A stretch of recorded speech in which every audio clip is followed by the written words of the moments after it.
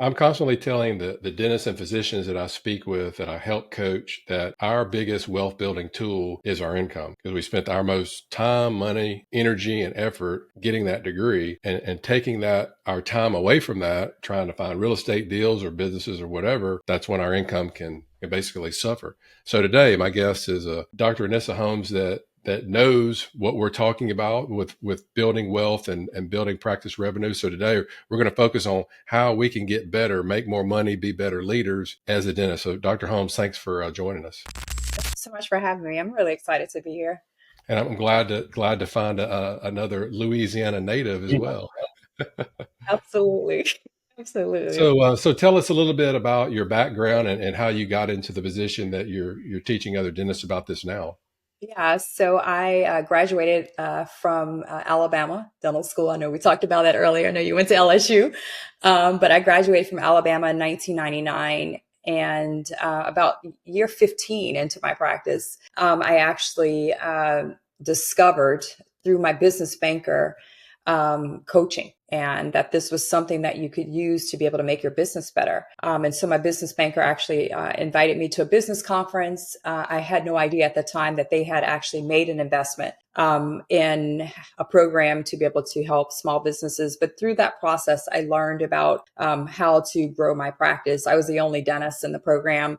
Fast forward years later, I winded up tripling revenue in my practice, became debt free, started a podcast about 10 years ago. And then dentists started to ask me to share, like, how did you do that? Right? How did you have a practice that could double profits year over year over year? Right. And it's interesting as time has gone through, just kind of, really focusing on like what you help people with is just understanding that real wealth does come ultimately from building your practice and investing in your business. And when you do, now you can grow your EBITDA, you can grow your profitability. That money now can ultimately go into other things that can create what I call those money babies, right?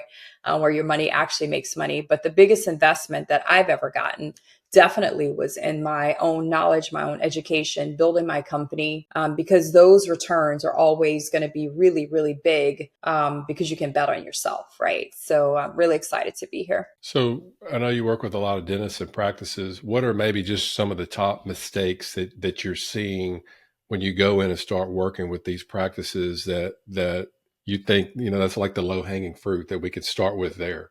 To be honest with you, I think a lot of it is that people are running their practices based on feel. So I think I'll try this. I think I'll try this. Maybe this is the issue. Maybe I should work on culture. Maybe I have a leadership issue, have to put out fires over here. And for me, one of the biggest things that we want to look at doing are putting in tools for understanding your numbers and your metrics, right?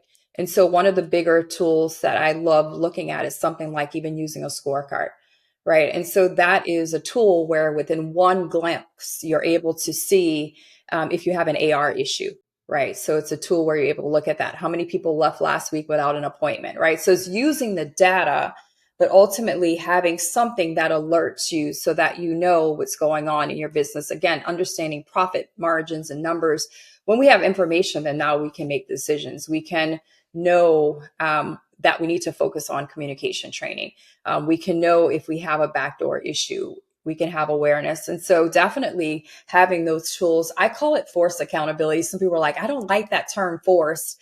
But what I mean by forced accountability is like, it's kind of like Amazon or my Alexa every Tuesday saying, take out the trash, right? Something that reminds us to be able to look at something because we're really busy. And so definitely having some sort of scorecard or something that you can use, I think is really powerful. Or using whiteboards to be able to set goals and be able to look back at them daily and see if you're on or off. That will allow you to understand if you have issues with clinical competency, communication competency, or if you don't have ways that people can pay. So definitely those systems and processes are really, really important. Obviously, culture is important. Really focusing on building a culture where you really go into your practice saying we're all we got and all we got is us, and empowering your team to know that, when we look after each other and we better serve the patients, ultimately we're going to have more growth. But yeah, the biggest thing that I see honestly, is not having those tools. And so you have issues like AR and you have no awareness of it, or you're spending money on marketing and you have a backdoor issue because you don't have a tool that's letting you know how many people that are leaving without a future appointment. So definitely analytics are pretty powerful. And based on that, it does tell us the training of what we need to focus on, because we set a goal for even on scheduling or rescheduling unscheduled patients. You've got 300 unscheduled patients and you set a goal, and then all of a sudden you're not hitting it 3 weeks in a row or 2 weeks in a row. It lets you know that you've got to do phone skills training, right? That's your issue, right? And so being able to have that to kind of like let you know is really powerful. Because what we measure, we improve, right? Like the old saying goes. Absolutely. And again, a lot of times we just have no awareness. I had a Mhm. doctor that, I have a coaching program. I also and am co-founder of Dentalflix, which provides education to practices. But within my coaching program, I had a doctor that joined and their AR was like $150,000. And they had no idea, they had no awareness of it, right? And the real issue when we did some forensic accounting really was understanding that checks were backdated.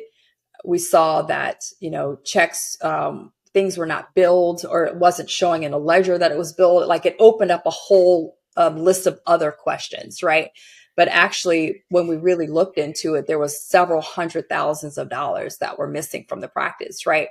And if they were using, for example, a scorecard that would allow the leadership team to be able to, as a tool of accountability, look at every week, if that AR went up in 1 week, that would have never been an issue, right? And so that's costing, just not having that information. You don't know what to focus on. So you're assuming, oh, I need to focus on hiring right now. But the real truth is that they need to focus on like other things that they're not even aware of. When people come to you looking for advice, looking to hire you for coaching or whatever, what are they mainly coming to? What do they think that they need? So a lot of times people say, I'm struggling because I don't have the numbers. I'm tired. I'm exhausted. It's a couple things. So either it's like, I want to make more money and I'm flat and I've done what I've known. I've done what I know how to do to get where I want to go, but I can't get to the next level. Like, I can't break the next $1 million. So I'm not sure. So that might be it. Or it could be, honestly, I'm doing okay, but I'm tired and exhausted and I need other people to be able to take things off of my plate because I want to spend more time with my family and I'm tired. And so one of the things that we really focus on is helping the doctors to develop the manager to become the COO of the company. And so the manager can now manage the team, and the team winds up having training. And now the team can have the highest level training. They become elevated as leaders. And so now, for example, the doctor's able to look at a report in a weekly meeting and show up once a week for that meeting, know what's going on in their company. Their manager is taking their vision and they're actually executing it. And all of the team members are excelling to become better at scheduling, better at insurance, better at creating processes of documenting how they do tray setups, right? And so I find that a lot of doctors are really they're coming because they're tired, they're exhausted, and they just want to breathe, right? And so for me, the solution to that is by providing opportunities for the team members to understand that, again, this practice, when we come together and we let go of ego and we just say, we're not as good as we think we are at scheduling, we're not as good as we think we are in verbal skills, and we let go of ego, that is the most beautiful thing, because now we're open to say, you know what, maybe somebody else can teach me something that I don't know, so it doesn't have to be hard. And then now they learn how to become that better scheduler, how to have the verbal skills that connect emotionally with the patient, or how to look at their profit margins to see if it makes sense to be in network or out of network. And if you're going to be in network, how do we make it profitable? And now the team is elevated. And now the doctor's like, I'm really proud of my team because I've got the right people. I've got a manager that's helping to oversee the team.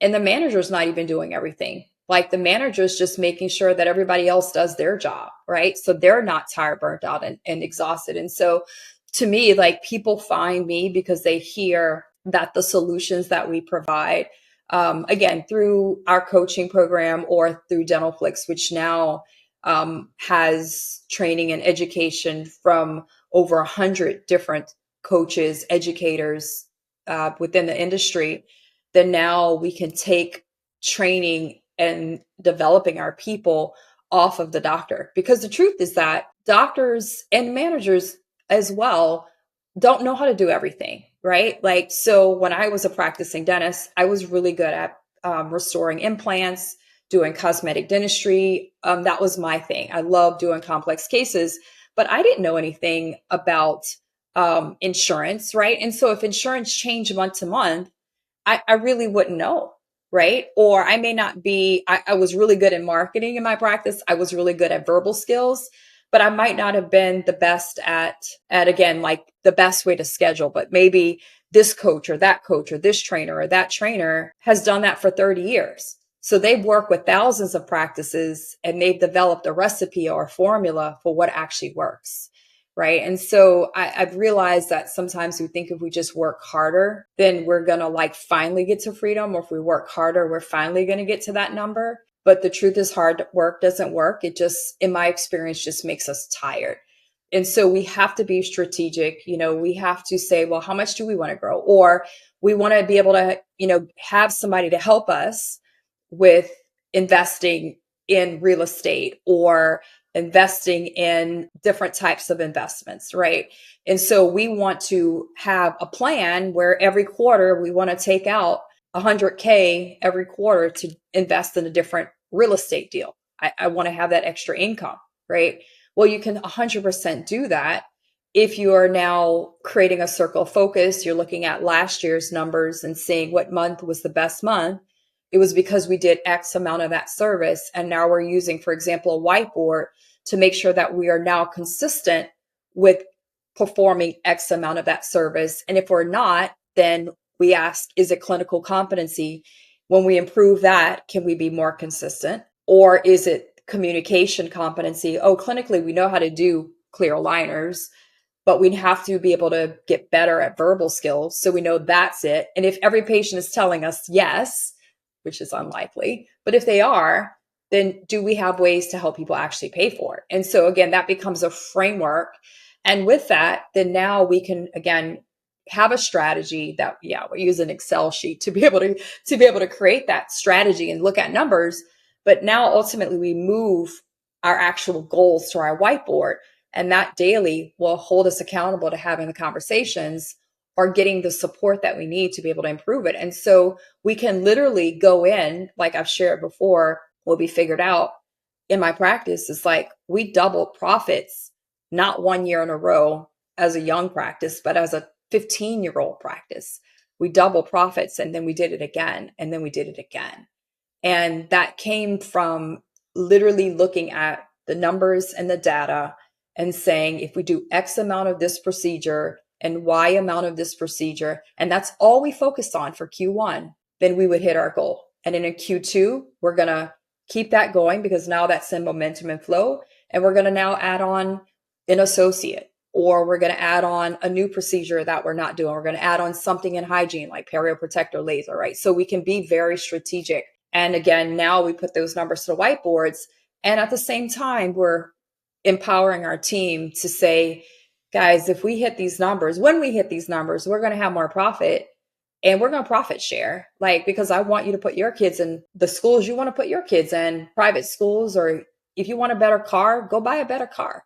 And this business can make that happen for you. Again, we've got to let go of ego, right? And so to me, it's all about creating a big vision, not just for you and your business, but for your team to create their personal visions of what they want for their life and see that we can help each other as humans and people to be able to serve people better and ultimately get that result.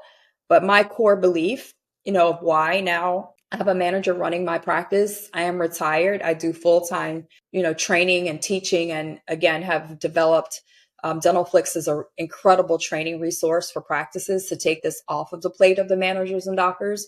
But like, this all happened because of these processes, right? Where now I can be an owner of a dental practice and either I could sell it for a higher EBITDA number, or I can keep it going with the manager running it.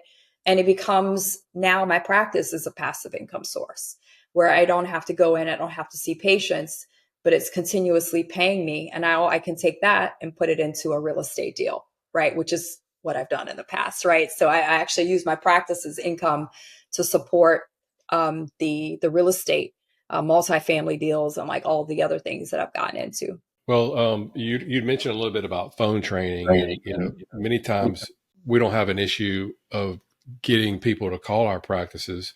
It's getting them to convert to actually schedule. I know we don't have any control of getting them physically there, but we can have a part in actually getting them scheduled on the book. So, based on your experience, what are you seeing some of the mistakes offices are making getting that call and but then not getting that person scheduled? So a lot of it has to do with, honestly, it's training.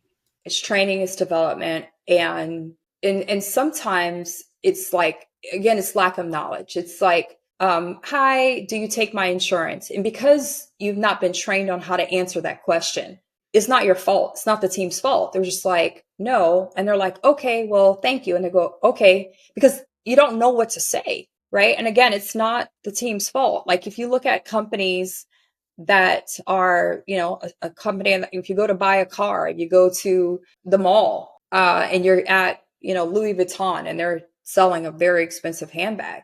I promise you that all of the people that are the salespeople have had sales training, right? They're just not put there blind, right? And so we have to train our teams on how to communicate because and know how to handle the objections, right? And so it's what do we say? Like, do we take your insurance?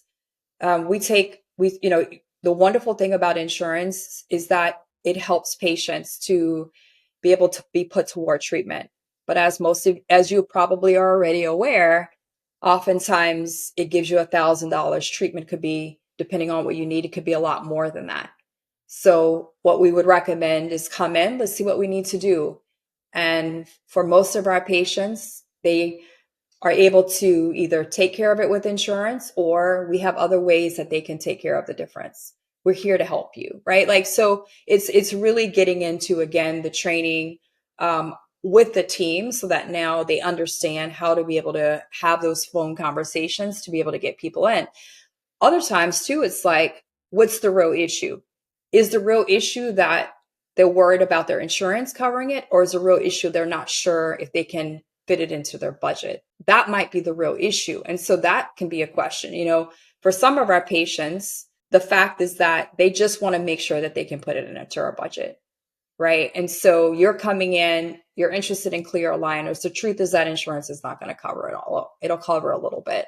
If you're coming in to have a couple of crowns, it's not going to cover it all. And so what other patients are able to do, and you may be interested in this, is we can even get you pre-approved before you come in. If you know you're going to come and do some implant consultations or cosmetic dentistry, we can send you a pre-approval link. And that way, before you even come in, just like you're getting a home or a car, you can know what you can afford. It doesn't go on your credit. And now you can have an idea. And so I also, have a marketing agency, and we do that. Actually, we have a call center with our marketing agency, and we actually pre-approve and patients for financing before we even put them in a schedule, or we offer that option because we'll let them know. Oftentimes, you're coming in for a consultation for Invisalign, and as you're aware, it's probably not going to cover everything. So at least we can know, God, and get you pre-approved. And then that way, when you come in that day, perhaps instead of you having to take time off from work again, we can actually get started that day. And it won't take that time, because that's what people sometimes do. It's not just the money, it's the time. And having to get off work multiple times is hard for people. Like, it's hard for me, it's hard for you, it's hard for anyone. And so if we can save you time by having you to come in already knowing that you're approved for whatever and how much it's going to be before you even start, then now we can save you time, because they wouldn't be calling if they don't want to straighten their teeth. They wouldn't even be calling. Right. And so for us is, again, that cash competency is, how do we find ways to be able to help people to do something that they already desire to do. Right. So Hopefully that answers your question. Yeah, absolutely. Because I think we're always so focused as far as dentists, like we always need more new patients, and then we don't even realize how many are calling until we start going through, like you said, the data and numbers that are calling that aren't getting scheduled. So then we know, hey, the problem isn't the lead flow; it's the intake. Given the proper training. Yeah, What it sounds absolutely. like from you. Does that make sense? Absolutely. Yeah. So, and you mentioned a little bit about the culture. I know when you think about Starbucks or Ritz Carlton or Four Seasons, you mentioned Louis Vuitton. They've got that culture. What are some of the things that dentists can do to kind of promote the type of culture that you recommend to thrive? So for me, um, I within my practice, I talked about my early days, right? And within our early days, I moved into a community that no one knew who I was. I wasn't from that community. And about a year and a half later, we had 50,000 people following my practice on social media. A lot of people. And we got to the point where we were getting 100 patients a month, and 80% of those patients were coming from existing patients. Okay. And it still exists now. So the work that we did then is paying us years later. Okay. Which is serving us because we have multiple associates now. And so what we did was we really focused on within our marketing, thinking not about how do we get a patient, but how do we build a raving fan, right? So how do we get a patient and they now become a raving fan and they tell other people? Okay. Now this ties into culture, interestingly, because when you create a great culture, and you put a lens on it on social media, it becomes amplified. More people see that you have a great culture. And ultimately, it's just going to amplify everything, because what you're wind up getting as well is you wind up getting opportunities to get incredible team members. So what we winded up doing is we winded up creating a strategic marketing plan that allowed us to be able to incorporate culture in it. Okay. So what did that mean? So as we're recording this podcast, we are in October, right? And so maybe in October, we're doing a spirit week, right? So spirit week where we are dressing in different things, or maybe a candy buyback. Maybe in November, we're collecting canned goods from our patients. So we involve our patients. And then now we put it on social media. When a new patient calls in, you talked about new patients, we are going to be giving a couple of families in our community, we're going to be giving some turkeys and some perishable items to a couple of families. And we're going to also be giving some non-perishables.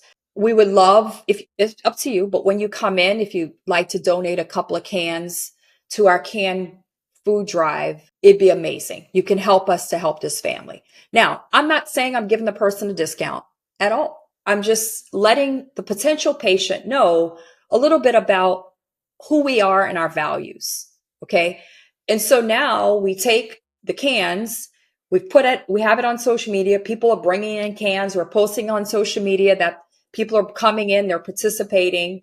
And now we go and buy a couple turkeys and we ask the team members, do any of you have a church that you go to or an organization that you're a part of that might have some names of some families that are in need? So now you're involving your team. And then now you can have your team with their kids, potentially, right? To go and deliver the baskets to the families. And so now you have a team that's having their kids see that there are kids who are a lot worse off than them. Okay. So now the team members feel very connected to the practice because they feel like they're loved and they're in the right place with good values. You could do the same thing for Christmas. You could have a clothing drive, you could take the clothes or a toy drive and go and do something with a children's home where there are no parents, and the kids of the team can bring toys and play soccer and football with the kids. I mean, I'm just giving these examples because this is what I did in my practice, where my son's playing soccer with kids who have no parents.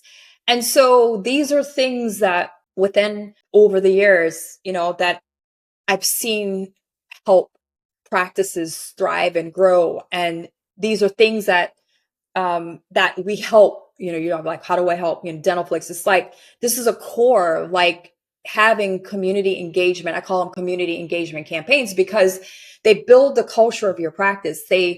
You put a lens on this, and maybe you're doing a, smiles at sea cruise with your team because you've got the profits, and you're putting that on social media. And now other people's team members are looking at that and are like, I wish I worked for Dr. Jeff because my doctor doesn't do that stuff for us. And so now when you post that you've got a new associate, and so you're hiring another assistant because your business is growing, you've got people knocking on your door, or your team members are telling their friends, we finally got an opening, come and apply.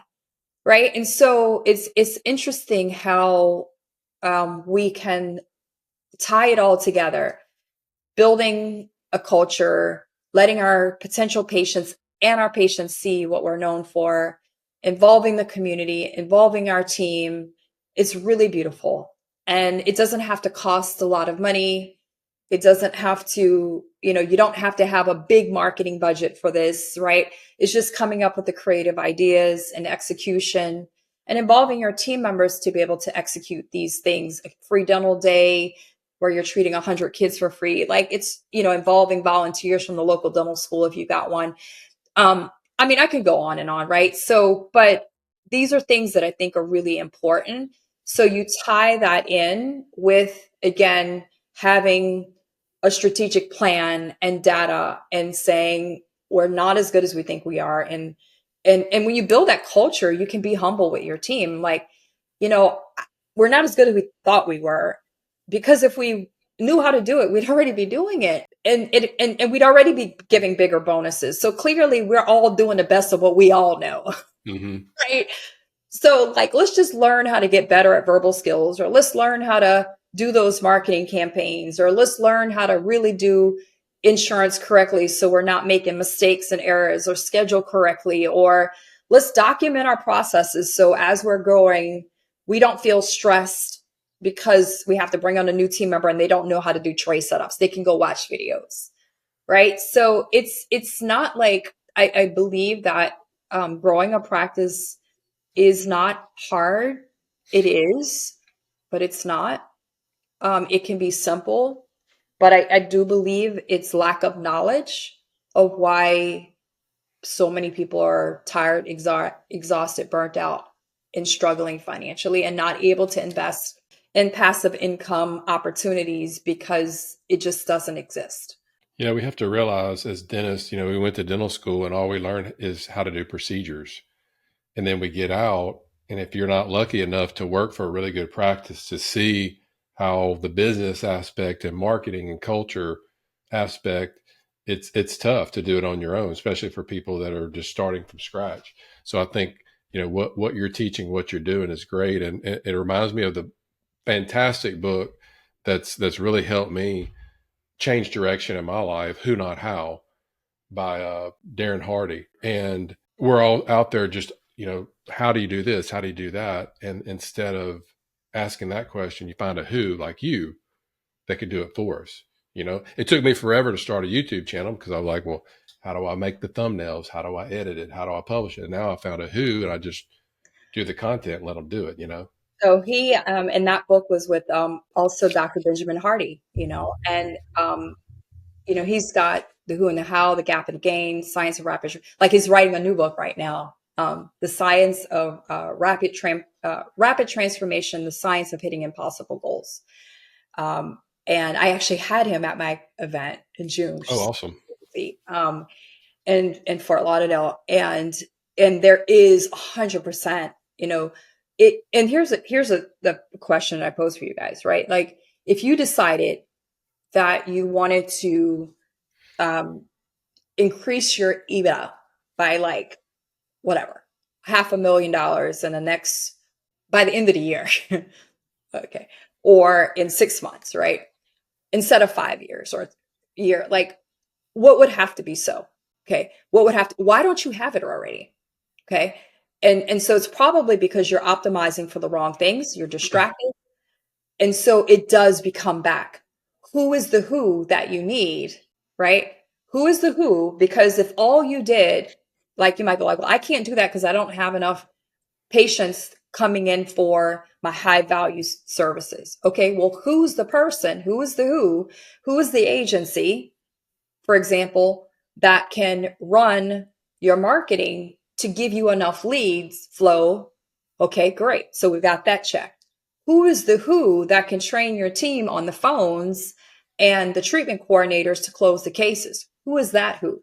Okay, because the owner doesn't actually have to do anything. They just need to find the right who's, right? Let me get the marketing agency. Let me get the team trained. Okay, what else do I need? I need to be able to have a scorecard or a scoreboard so that I can understand what's going on. Can you imagine a football match or, baseball where there's no scoreboard? Like you're just playing, right? Like that's what dentists are doing. They're just, practicing, right? Um, but if we have to have a scorecard or a whiteboard so that we can now see where we're at, and that way we can track our performance, right? And so that has to be done, or we're just blind, right? So if all you did was hire a marketing agency, train your team on verbal skills, and use a scorecard so that now you no longer have AR issues and you know what's going on with your marketing numbers, and again, you've gone in and reverse engineered what you want your number to be, there's no way you can't hit it. There's actually pretty much no way that you won't hit it. So why don't we just do that? Right? And so it doesn't become all of this hard work. It becomes, again, hard work doesn't work. It makes us tired. So what do we need to do? And so it is, to me, always the who. And the same thing, like I could sit there and try forever to learn how to do, real estate deals and multifamily deals, but there's somebody else who's already invested a lot of time and money learning that stuff, right? So that's not where I need to optimize my time. I need to find the right who can do that for me, right? So I can do what no one else can do that I can do really well, right? And so I think that's a big mistake that people make, is wasting too much time, trying to be like just generalists of so many things instead of just like being what you're really, really good at, and then finding those who's around you to do the other things. That's right. Well, Dr. Nissa, I really appreciate your time today. And you mentioned dentalflix.com. Is there any other resources or any way, if people are interested in learning more about you, what Yeah. you can offer their practices, where do they need to go? I would say definitely, you guys want to get into Dental Flicks. We have the marketing calls that helps you, what I talked about earlier. So that's there. There's scorecards that are in there, and there's training from like just the top speakers, coaches, consultants, educators are in there. They've got courses on leadership, case acceptance, verbal skills, like all of things. So 100%. And you can get in there, and it's a couple $100 a month. So it's not even a huge investment. And you can go in there, and there's actually a way you get in there and get started for free. So I would do that. I do own a marketing agency as well called Digital Floss. If you guys are looking for help with marketing, feel free to reach out and learn more about what we're doing with social media marketing and content. Again, taking a lot of the frameworks of what we did, but actually doing it as a done for you service for practices, which is it's been really exciting and really fun. But yeah, again, Jeff, just thank you so much for having me on the podcast. This has been a lot of fun chatting, and hopefully it's been helpful to your listeners. Absolutely. And I'll put those links below, digitalfloss.com and dentalflix.com. That'll be below in the notes in this video. Thanks again. And I'm sure we'll be talking to you soon. Awesome. Thank you so much, Jeff.